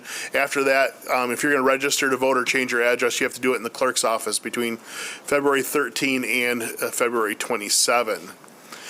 Here's the dates for the August 6th primary. Just a reminder that filing deadline is April 23 for any city offices, county offices, state representative, the U.S. Congress. The filing deadline is April 23. November 5, and then is the general election, which is so just because you pick a Democratic or Republican ballot in February has nothing to do with any other election. That's just for this election. Michigan, you do not register by party. Just because you select a Republican ballot, you are not registered. You're not a registered Republican. If you pick a Democratic ballot, you are not a registered Democrat. So it's a presidential preference primary. So we had the 2 constitutional amendments over the last few years, but there was a whole host of election laws that got passed in 2023. However, a lot of them did not get immediate effect. So there's only one that got immediate effect. The rest of them all are technically not in law until February 13, which is 91 days after the legislative session. So the first one was way back in early 2023, the legislature moved the presidential primary to February 27. That did not get an immediate effect. So technically, it's not in law until February 13th, but it will be in law. So that's where we're going. There's a whole bunch of Proposal 2 enabling legislation. The brunt of that was Senate Bill 367. Started off as a 20-page bill and ended up as like a 90-page bill when it was all said and done. Thankful for the legislature and those committees for bringing clerks, election partners all into the room to develop this legislation. Usually we're reactive and we're proactive in that one. Allows for signature matching and curing for AV applications and ballots. So if you don't sign your ballot or your application, or your signature doesn't match when we do signature matching, you have up until 3 days after the election in order to cure that signature, and then we will bring. So we had like 3 of those in the November election. So because that was part of the constitutional law, it was for curing. And so we brought those 3 ballots over to the County Board of Canvassers to be added because they could cure their signature. So that's new. Expanded the definitions of photo ID, allows for local issued photo ID. Before that was not allowed. It had to be a state or a federal type photo ID or from a school or a educational institution. So now for those of us that have City of Grand Rapids staff IDs, we can use that because as our photo ID is issued by the City of Grand Rapids, same for like GRPS staff, they could use those. And then Kent County issues a photo ID if you have concealed carry, so you can use that photo ID now. It allows for online application for election workers. Online voter registration, absentee ballot application, those were allowed by rules. Now they're put in by law. It makes it an offense to intimidate or prevent an election official from performing their duties. It allows for paying for rides to the polls. That's been outlawed in Michigan for a long time. And the one that got immediate effect was precinct size increased to 4,999. So right now you can only have 2,999 registered voters in a precinct. That's expanded to 4,999. City of Grand Rapids is not moving any boundaries in 2024. Some cities have. City of Lansing went from 50-some precincts down to 30 precincts. We're going to take that. We're going to do that in a very measured. We're going to take our time in early 2025, probably put together a work group to look at what that means, and then we'll have data from 2024 of what that does. And we have to look at polling locations, with GRPS and what they're doing, because those are a lot of our polling locations of those schools that are in their plan. It defines another law, defined artificial intelligence, and it makes it illegal to use deceptive media in campaigning. Pre-registration of 16 and 17-year-olds. Clerks and 3 former Republican Secretary of States have been asking for this, and it finally got passed. So if you're 16 or 17, you can register to vote. What it will do is it will hold you in the inactive file, in the qualified voter file, until your 18th birthday, and then you'll be automatic. Then your registration. Right now, you could only register when you're 17 and a half, because most kids are excited to go get to the Secretary of State's office at age 16 to get their license, and so this will make it easier there. Automatic voter registration when exiting prison or jail. So this is part of the paperwork when someone's leaving corrections, is how to get back, become a voting member of society. Michigan only does not allow you to vote only if you're serving a sentence. If you're awaiting trial, you can vote. If you're, being held before sentencing, you can vote. And when you return to society, you can vote. And the big one for clerks, this is one we've been asking for. This was a clerky one. But early tabulation of absentee ballots. If you remember back to 2020, we couldn't start tabulating ballots till 7 a.m. on election day, and we finished about 3 o'clock on Wednesday.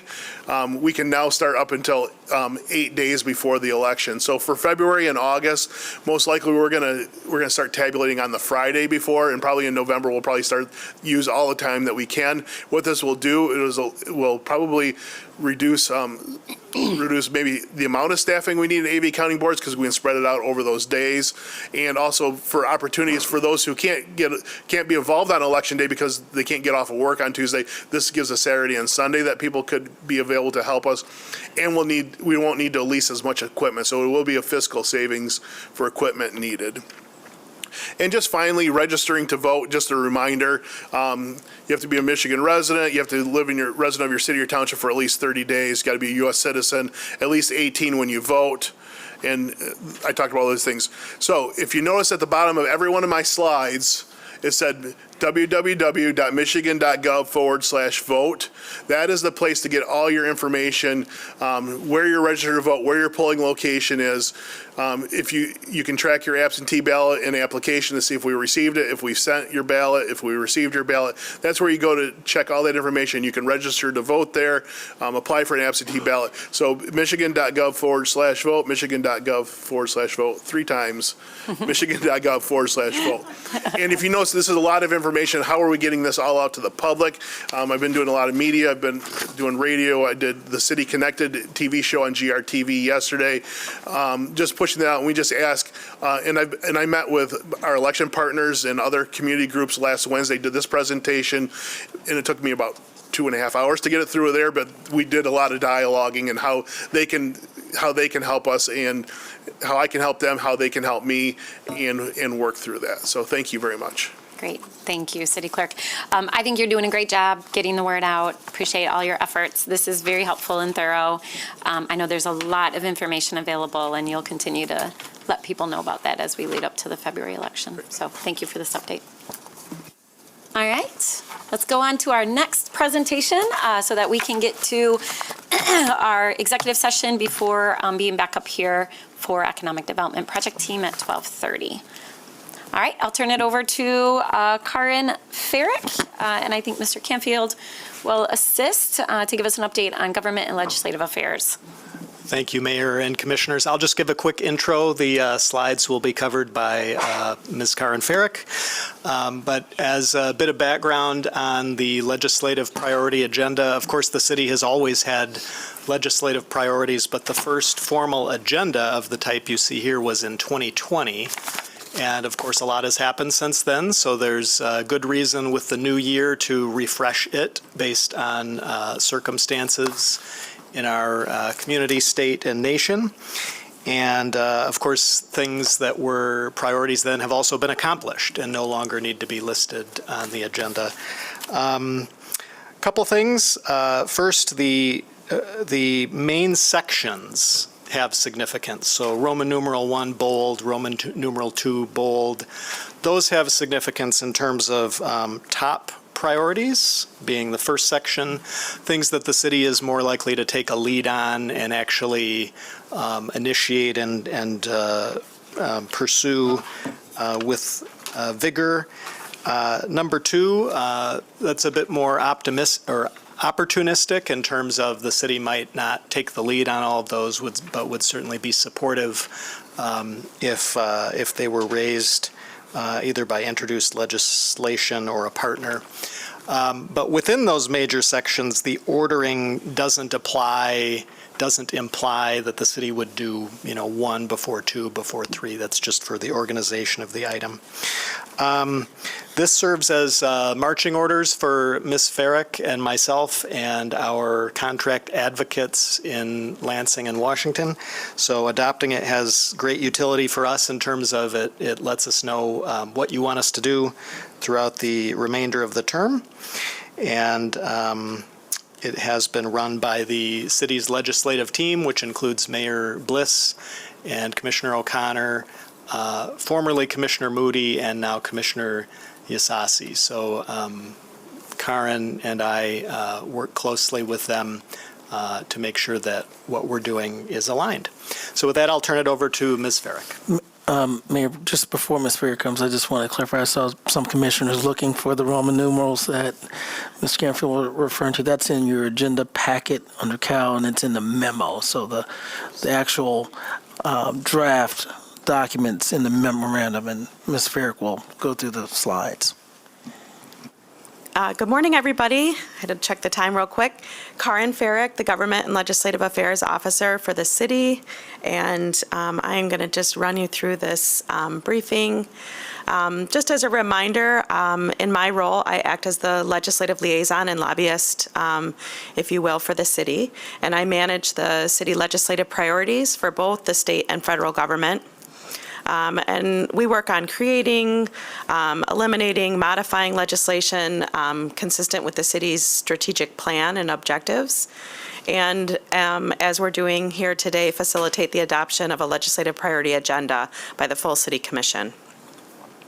We collaborate with stakeholders, legislators, and partners to find common goals and advocate on behalf of the city for statutory change. And also, in recent years, we have placed a larger emphasis on advocating for state and federal direct funding, including I coordinate the congressionally directed spending and community-funded project requests during the annual federal appropriations process.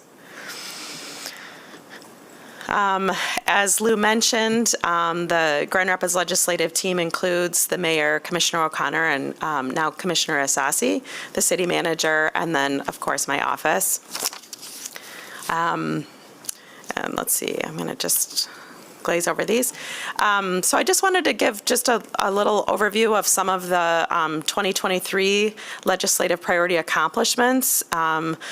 And as you can see, there are various public acts that are listed, but I'll just highlight a couple. We were able to successfully get codified the ability for cities and townships with population over 50,000 in a county where there isn't a land bank to establish their own land bank. And the city was in receipt of $35 million in the state appropriations process for fire stations, and then $6 million for the MLK Park Lodge. We successfully were able to get codified amendments in the Brownfield Redevelopment Financing Act on a few different things. As our clerk just explained, with Proposal 2 implementation, there were several things that you just heard about that created that fundamental right to vote in Michigan. At the conclusion of last year, Public Acts 229 through 235 were focused on clean energy and climate action, and established for Michigan a 60% renewable energy portfolio standard by 2035 and 100% clean energy standard by 2040. This will support energy efficiency, electrification, and rooftop solar. It will invest in clean energy jobs and authorize the MPSC to consider climate and equity and regulatory decisions to prioritize the health and well-being of communities as energy production is expanded. As you'll see in a few slides, we're still focused legislatively on clean energy and climate action, but this was a good first step in getting the city towards its renewable energy and climate goals. House Bill 5048 did pass and was ordered enrolled by the legislature, and this was a top priority for the city to authorize an up to 2% levy for Grand Rapids on hotel motel accommodations. The bill has not yet been presented to the governor for signature. I also wanted to just touch on some of the recent federal grant opportunities that have been awarded to the city. The Climate Pollution Reduction Grant Program, which was a collaboration between the Office of Sustainability and Mobile GR, partnering with the Grand Valley Metro Council in support of them becoming the lead agency for this application. This is Inflation Reduction Act funding, and $1 million was awarded. So we will continue to be involved in that process through both the policy and technical advisory committees to work towards, with Grand Valley Metro Council on climate solutions. Also, the Building Resilient Infrastructure and Communities Program, or BRIC, Emergency Services and Parks and Rec were partnered to be awarded just over $14,000 in funding from bipartisan infrastructure law. This passes through the state, but it's for project scoping to perform a hydraulic and I can't say that word. Yes, at Woodlawn Cemetery. So a future application will be submitted for the hazard mitigation of the cemetery. Oop. Also, we have $1.6 million in community project funding that is included for the Butterworth Street Stormwater Project. It is still remains in the House passed FY 2024 Federal Department of the Interior, Environment, and Related Agencies Appropriations Act. This bill is awaiting final passage in the Senate and then will be presented to the President for signature. So we remain hopeful that that will stay in the final passed bill. The Energy Efficiency and Conservation Block Grant Program the next three are things that are currently in process. Applications are being prepared, analysis is being done. And so on the next three that you see on this slide, that's where those stand right now. So now I'm going to get into the priority agenda and the proposed changes so that we can get something that would be helpful for 2024. So you'll see a little bit of a shift from the prior agenda from COVID recovery to prosperity as we continue to move in that direction. And we are able to delete some items that we've accomplished, including the permanent extension of the social district enabling legislation, allowing a city without a county land bank to establish an authority, providing safe and equitable access to voting, $30 million investment in the amphitheater project, and legislation authorizing cities to levy an excise tax on hotel motel accommodations. We also reorganized just a little bit and added an additional priority for a total of 5 top legislative priorities for 2024. And I'm going to run through those right now. River Restoration and Revitalization Project remains as a top priority, but we've added responsibly protecting the health of all people and the environment through policies and investments that reduce carbon emissions, support climate adaptation, and increase climate resiliency, including support for legislation authorizing community solar, enhancing distributed generation and grid reliability, and eliminating any cap on the installation of distributed solar. Under the category of fiscal relief, fiscal sustainability, and economic prosperity investment, we include a new authorization for the collection of a fee on the sale of architectural paint. And then reforms to revenue sharing and municipal finance, including support for the establishment of a revenue sharing trust fund and public safety and violence prevention fund, as well as implementing the recommendations of the Trial Court Funding Commission for district court funding reform. These specific initiatives were previously covered but not specifically named.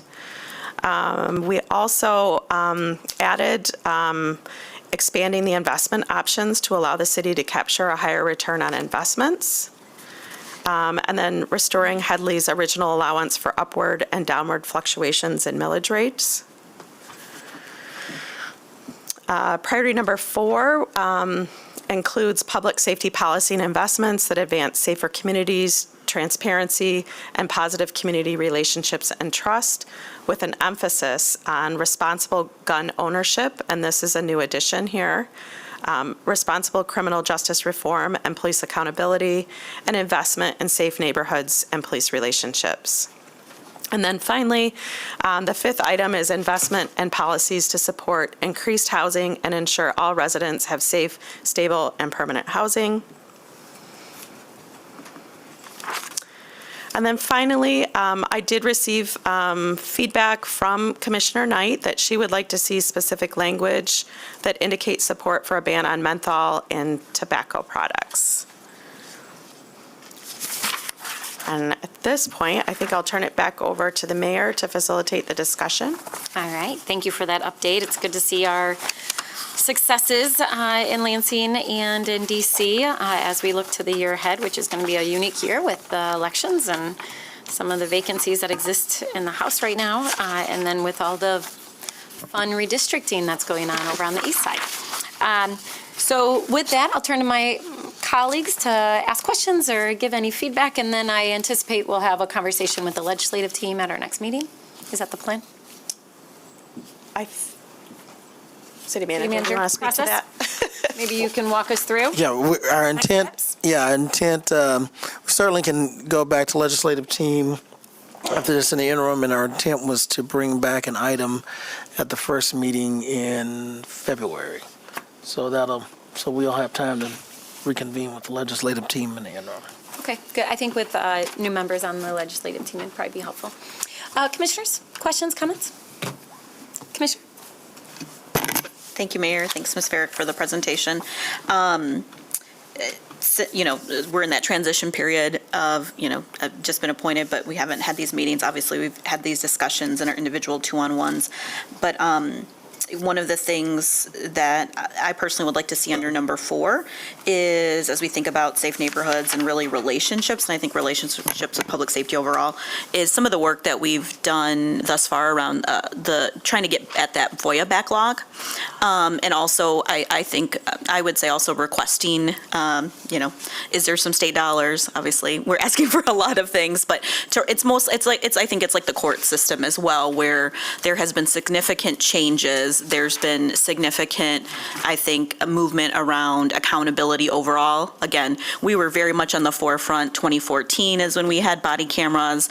So we've been on this journey, but technology is becoming more and more pertinent in all of the aspects of our work. So I would like to see something that calls out, continuing to put that FOIA piece in that backlog, which I know we had a good presentation. Thank you, city attorney and city manager, and working closely with the police department to try to find what are those best practices, but I think that should continue to be a priority as we look at that backlog.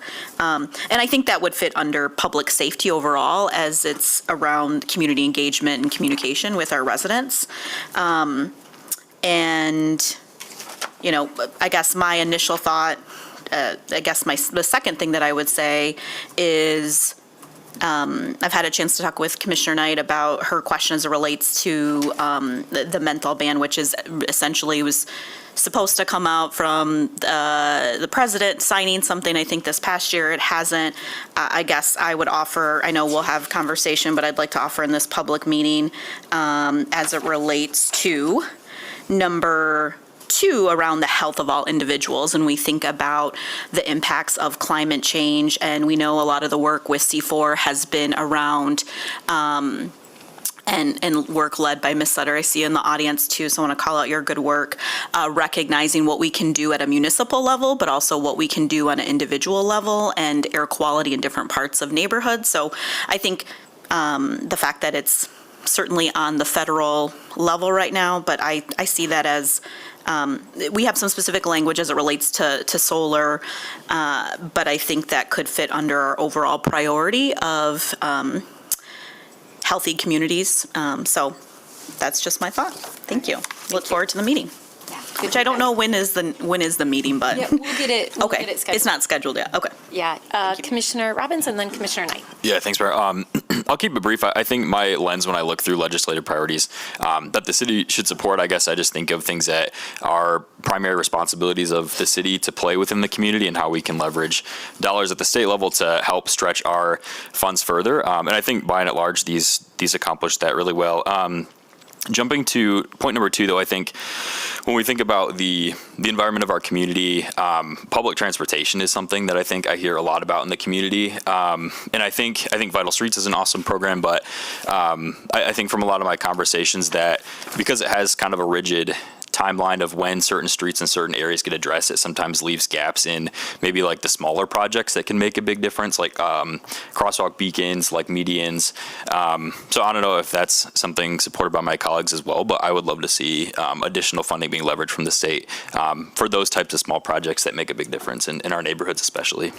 Yeah, that's a good point that you bring up, and I think it is aligned with some of the conversations we're having both at the Rapid and then in Lansing right now, looking at Public Act 51 and the funding formula. So I think if we can make a note of that to talk about it as well, maybe not lead, but support some of the efforts that I think will be moving forward this year as we look at in general. Public Act 51, but also transportation funding. So, thank you. Commissioner Knight? Yes, thank you, and thank you for the presentation. And just to kind of tag on to some of the information that Commissioner Sassy shared is one of the things that we did, I believe, in 2020, or not we, I wasn't here at that time, but I was one of the presenters on some of that work, is establish an ordinance with our city parks to be smoke and tobacco free. And when we talk about the health and wellness of our communities, specifically our black and brown communities, how this has been an ongoing issue for over 100 years, right? And so when we think about climate, all of these things line up with the priorities that we have set in place, but just to make sure that it doesn't get lost in the sauce, right? And when we talk about that language, and that's what happened with some of the flavor bans that had been put in place, the one thing that wasn't banned was menthol, and there was a purpose for that. And so taking into context the impacts of the health and wellness of our black and brown communities, I want to make sure that we're really focusing on this because it's not just a city issue, it is at the federal level, and there's things going on at the state as well. Having had conversations with our state representatives, even our state senator in the past, who helped support, move some of that work forward here in the community with the tobacco ordinance in the parks, and hoping that continued work with our climate coalition as well as C4, that we can continue to focus on the things that impact our communities at a desperate level. Thanks, Commissioner. Appreciate that. Other comments? Commissioner Perdue, and then I'll turn to Commissioner O'Connor, and then we'll wrap this up. Go ahead. Well, thank you. So exciting to see so many wins from last year and to be able to update our priorities to refocus for 2024 is really exciting. So I think I understood from Lou in the opening that in the attachment that was in, or in the attachment that was in the meeting packet, those first 5 that you presented are kind of our top priorities, and then that second set of 6 are, how did you describe it? That second priorities? He said more opportunistic, and I guess a good way of looking at it is it's a good way for me to filter things. So if I'm contacted or asked for our position on a certain item, it kind of gives me a way of evaluating where you all stand on certain issues and where we might be supportive or where we might have some concerns. Okay. If that helps. That does help. So in that case, I think one of the priorities listed in that second section, number 4, and I'm in our packet now, promoting economic development policy that is consistent with our community's placemaking direction that encourages catalytic investment to assist in promoting our city as a place with dynamic neighborhoods and a vibrant downtown, is one that I would like to see bump up in priority. Economic development, placemaking in our neighborhoods and our local business districts is really, really important. And where we are investing dollars in, I think is a priority, certainly for me in the 3rd Ward, and I believe for some of my colleagues. And there's an opportunity to leverage state dollars for much of that work. So I would like to see that kind of bump up a little bit higher in terms of priority. I think that's really important for us as we kind of continue to do some of the work we've started this year, and it is in line with our city's values and strategic direction. So that is kind of my biggest I think kind of miss that I see as I think about my priorities and what the district and what the city needs, and really want to make that really explicit. That neighborhood vitality, neighborhood revitalization is key. We can't be a great, prosperous city without it, and so I would like to see that bumped up. Yeah, thanks. I think that's an excellent point, and I think it's very much aligned with our equitable economic development plan, so maybe we can strengthen that language and really draw out our neighborhood business districts and our neighborhood corridor improvement districts as well. Thank you. Excellent. Yeah. And then a second item that hasn't been mentioned, also in, it's in that kind of that second set, looking at reforms and investment for our betterment, and there's some reference to health equity and social equity, and so kind of the mayor just mentioned our equitable economic development plan. Would like to see inclusion of economic equity as well. And that kind of ties into a lot of the work that we're doing around neighborhoods and businesses and SIDS. And so just I think that there's an opportunity to make that more explicit when I think about the Third Ward and our business districts, and I think about the intersection of Wealthy and Eastern, and going down a few blocks to Franklin and Eastern. They are drastically different social and economic conditions for neighbors and for the businesses. And so just would like that more explicitly called out, because when we create our strategies, when we create investments, we know that we will need a different approach in each of those intersections, for example. And so I think having that explicitly called out, that connection between economic equity along with health and social equity will allow us to do that more explicitly. Great, thank you. Thank you. Commissioner O'Connor, any final thoughts before I wrap this up? No? All right, so thank you for the feedback. We will trust Ms. Farrick and Mr. Canfield to take our feedback and make some amendments, and then we'll review it as part of legislative team, and then we'll plan to bring it back in February. City Manager? Just one other comment, Mayor. I think we, in the past, were real clear on local control, and I think that's still stated. But in light of what Commissioner Sassi said, I think we need to be clear about opposition of unfunded mandates. And that's not necessarily the FOIA, but the background check requirements that require more responsibility without the funding locally. And I know that there is some discussion right now around legislation to have additional assessment on water systems to have relief funds in other parts of the state for the state to redistribute, although we have our own utility assistance program here. And so that would be another unfunded mandate. Yeah. So, yeah, that's a good point. We should add that. Yeah. All right. Thank you for the discussion. And with that, I will close our committee of the whole. And commissioners, please go directly down to the law library.